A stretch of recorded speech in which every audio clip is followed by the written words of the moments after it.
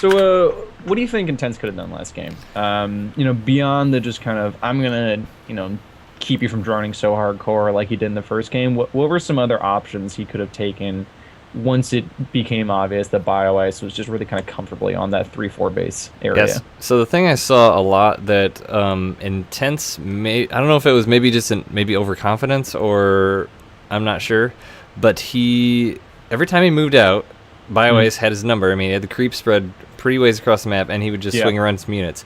And Intense never left anything behind to deal with that. I mean, he had a wall, but I mean, Banelings aren't going to really do much with that, and one banker with two Marauders isn't really going to kill 30 Banelings. Yeah, yeah. So I think he probably needed to leave a little bit more substantial units behind. Maybe even needed to work in some tanks a little bit, Hmm. so he Hmm. could have that wall and have some Yeah. tanks to make the make the Banelings really think twice. Do I want to do this? But I mean, he spent so much time walking around the map. If there was a statistic about miles walked for the number of your units, it probably would have been over 9,000. uh, But sure, yeah, I yeah, mean, yeah. Um, Bioice did exactly to Intense what Intense did to Bioice the previous game. So it was Yeah, really good job. absolutely. And one thing that I really was admiring from Intense the first game, in the later stages of the game, was his drop play. Yeah, He was really just kind of all over the map, really just pulling. I mean, at the same time, Bioice had a much smaller force and economy, but he was still getting pulled, so that what force he had could not really be together at the same time.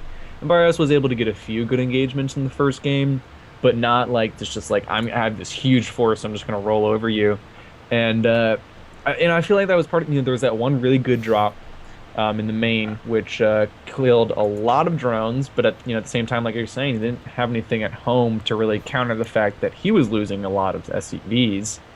Um, so yeah, I really want to see him just kind of like, I have a medevac here, I have a medevac here. Oh, I'm also pushing the front. Oh, I'm moving this medevac drop to the other base because we can see that he can multitask really, really well, and the more he can pull that kind of Bioice ball apart, I think the stronger he's going to be able to really kind of yeah. He melt the tried to do ice. that at like the 15-minute point when he had his main army kind of swinging around the left, and then pulled one medevac all the way back down and around, and it dropped in the main base and did a lot of damage. Which it's a good thing he did. Otherwise, he would have been dead a lot earlier because Yeah, Bioice did that pretty much the same amount of damage to his third base. So he yeah, tried to get that going, but Bioice kept the pressure on him as well, which didn't really allow him to get set up too well. yeah. No, absolutely. I think Intense was doing well that game, but Bioice. I mean, you mentioned it earlier. Bioice really just had his number, and I'm really interested to see how he played. Both of them opened essentially the same way. I'm wondering if it's about time that we've kind of felt each other out. We see what we kind of like to do, and I wonder if it's time to really just kind of move in a bit more of a uncomfortable, uncharted territory. Yeah, we will certainly see, as Intense did get to pick this map as he lost the last one. Going into game number 3, it's with a score of 1-1, and on Foxtrot Labs in the upper left-hand corner, wearing the green carapace, it is the Zerg. His name is Bioice. Right on, right on. And in pink, again, my favorite color, and that's what he needs to wear, even though he lost in it, is the very strong Storm Terran Intense. This is gonna be intense, guys. There we go. What's also intense? Following the stream and following the casters on Twitter. Man, this guy is Um, on point right here. yeah, you can find my buddy here Wingnut at WingnutSC, and you can also find me at Jackson_R Hughes. And then you just gotta make sure to follow the stream, and you can see when it comes live and see what's going on. It's actually really good that you do that because your Twitter is a little bit complicated. With the underscore and the your name again sort of Yeah, thing.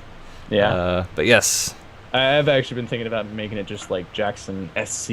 I wish you could rename Twitters. I think you can. Because I know that, I mean, well, I guess you kind of would have to because so many players put their team name in their Twitter, and if they switch Yeah. teams, that would be pretty horrible. No, I think there is a way to do that.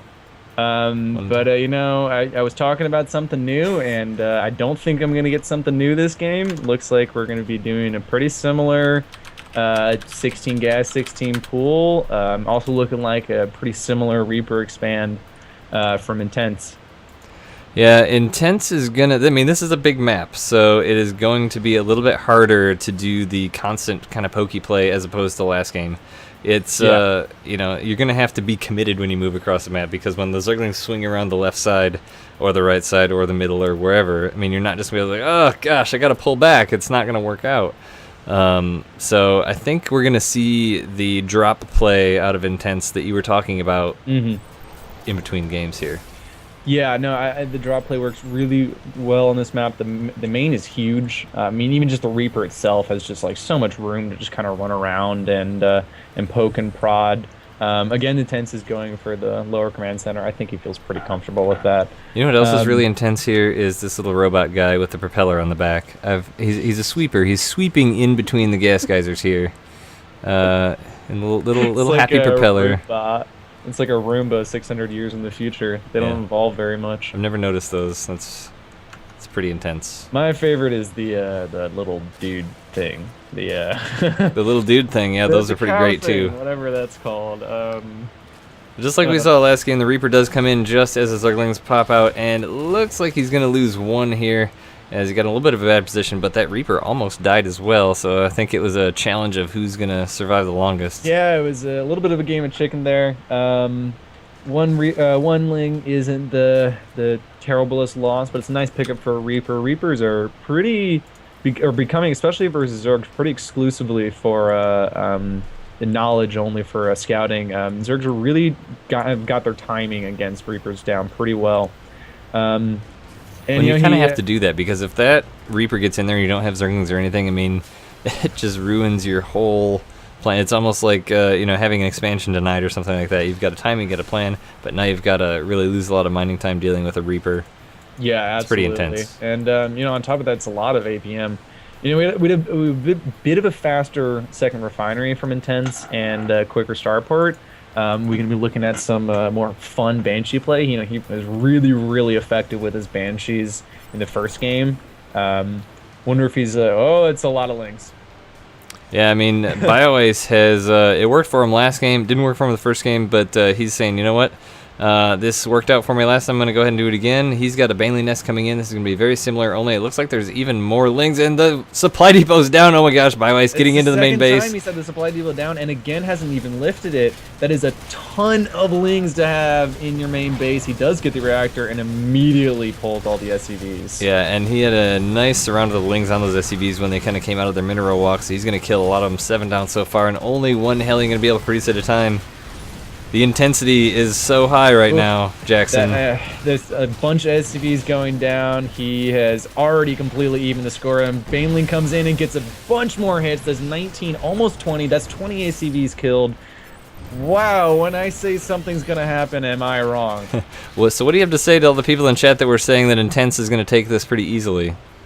You know, I watching the first game, I couldn't disagree, but like I was saying earlier, when you play a best of series, you really start to kind of get someone's number, and I think Bioice really knew what was coming this game. He really knew how exactly how to deal with it. This Banshee's going to be annoying. It's going to be able to pick up some Banelings, but you know, that drone count is pretty terrifying at this moment. This 24. natural completely shut down. And Bioice can do it a couple ways. He's looking to get lair. He can drone up. He can push the advantage. I think he is gonna sit back and just drone up. He's actually going for a 2-gas layer on 24 drones. That's pretty intense. Yeah. I wonder if it's for centrifugal hooks. If he's trying to do a little bit lower of pushing this, you know, it's simply not enough gas. He's going for a third gas, but again, that's still just not enough to really comfortably get mutas. You can get a few out, but you're not really able to get that ball that just goes and goes. Yeah, I mean, Bioice is going to be under the knife here a little bit with this Banshee flying around. That Banshee has a ton of energy on it, too. It's at about half. He does have a Spore Crawler in the middle of his mineral line, but he's still going to kind of be able to pick away at these gas geysers, which is going to take a lot of time away from Bioice. I mean, yeah, absolutely. I mean, with already the low amount of gas, he's getting his fourth, but there's no third base in sight at the moment. We're almost at 10 minutes. And really there's Ling's in the main again. Yep, he busted up that supply depot and is headed in. One Baneling is going to be going around trying to catch these SCVs, but is going to get it. 2, 3, 4 Hellions. Nice micro from the Hellions. Keep that Baneling away from his SCVs, but still the SCV count is low. There's not very many units at all for Intense. He's actually pretty heavily supply blocked at the moment. And he's recognizing at the moment Banshees is just not what he's looking for. I mean, this is a fairly low econ game, and Intense is doing a good job of hanging in here. I mean, he's not really mining any gas, and now he's just putting SCVs in gas. But I mean, he's not out of it. Looking at the income, it's actually more even than you would hope. It's about 1,200 to 800 minerals. Mules are really keeping him alive. He's trying to get up his second and third barracks. If he's able to stabilize for a few minutes, if Bioice either doesn't really switch things up or really just push it, I think Intense is going to be able to kind of hold his own. But at the same time, he's taking a lot of hits. There's a Spire on the way, and I'm not really sure what he's going to have to defeat this Spire. Honestly, I'm not really super in favor of the super intense teching that Bioice is doing right now. Getting that layer, getting that Spire. Getting a bunch of mutas here, because I think he just really should be getting an expansion, getting more Zerglings, getting more Banelings, and just kind of really trying to seal the deal, because Intense doesn't have a whole lot. He's got a Banshee and a Viking and a couple Marines. Yeah, absolutely. A third base is really what's holding him back right now. And I understand the idea of a gold base, but at the same time, if it's too hard to hold, it's just not worth your while. He's going to clean up these Hellions pretty solidly here. Don't think any drones went down. Another Baneling bus is coming into the main, killing a handful more SCVs. The Viking actually had to get landed just so we had enough units to attack. Yeah, the SCVs now are under fire again, once again by those Zerglings, and the Viking does come up to help. Looks like he's going to clean that up, but once again, killing more and more SCVs. Now the count's 45 drones to 23 SCVs. And, it's going to be pretty great when these Mutalisks come out, because Intense really doesn't have anything for it, but I feel like he could have been dead already if he would have just had about 3 times as many Zerglings and Banelings. Yeah, absolutely. I mean, there's not very much anti-air. The Mutalisks are really just kind of the seal the deal here. But you're right. I mean, a strong Ling Bane attack really could have done this. And I think he's really just giving Intense way too much time that he just shouldn't be.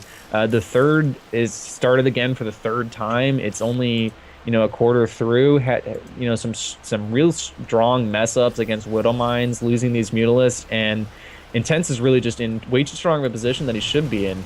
And you can't give Intense any room here. I mean, it looks like he's still doing okay, but there are Marines here, there are Medivacs, there are a Viking, so I mean, he's going to be able to do some damage to these Mutalisks, and as you said, there are Widow Mines hanging around too, and he does now have an Overseer come in to be able to detect those, but now it looks like cleaning up, and the GG. But, like we were saying, I think that was, I can't say it's a bad play by Bioice, because he was well in the lead, and he chose to tech instead of just, win ahead, get more ahead. Yeah, no, absolutely. I really do like the idea of, okay, I started out with not very many drones. I'm going to get drones now. Started out with not very much touch. I'm going to get tech now. But at the same time, you're right. He was really gung-ho about it. I think the drones third base, Ling's Bane maybe layer at some point would have been a lot more better. It would have been a better thought process instead of layer, then mutas, then third base, then Ling Baneling. Yeah, he just didn't really have much of an economy when he went for that tech. But, I mean, it doesn't really matter. I mean, he had the game in the bag, it looked like. As long as he didn't really screw anything up, he was going to be cruising to an easy victory in game number 3, putting the score to 2-1 in favor of Bioice. Now, I don't think anyone really takes either of these players for granted, but I think that, there seemed to be in chat at least a little bit of everyone kind of leaning towards Intense. So maybe a little bit of a surprise here as Bioice coming up 2 games, and honestly, that was 2 pretty easy games for him, it seemed like. Yeah, no, absolutely. He was really in control of the second and third game. And yeah, you're right. People are really kind of favoring Intense a little bit, maybe mainly in favoring my my lack of liking Terran, supposedly. I actually like Terran a lot. But everyone keeps giving me crap for that, but So I don't mind watching Terran and casting Terran. I just don't enjoy playing Terran. Yeah, no, absolutely. They like people are kind of pointing out the incredible speed of Intense. And personally, Bioice is a little bit slow, but not very detrimental. And you know, it's kind of the reason that I am kind of appreciate Terran a lot. You have to be very, very fast, very, very on top of multiple places at the same time. Whereas Zerg, they have to be fast and they have to be paying attention to a lot of places, especially because of the lack of real good defense, at least early game, against like multi-prong attacks. But you can be a little bit slower. Um, I mean, you as you can, you kind of said after game number one, that one thing Bioice kind of needed to do is to channel the swarm, yeah. and he didn't really do that so well in game number one, as he was just kind of on the ropes. But game number two and game number three, I mean, he really, that's the mindset it seemed like he was in. It was just like he had a lot of units, he was spread out well, had nice creep spread, good expansions. Game number two didn't really get to that, but there's a little bit in chat saying that Intense wins the macro game, but honestly, game number two, as it went longer and longer, Bioice just looked better.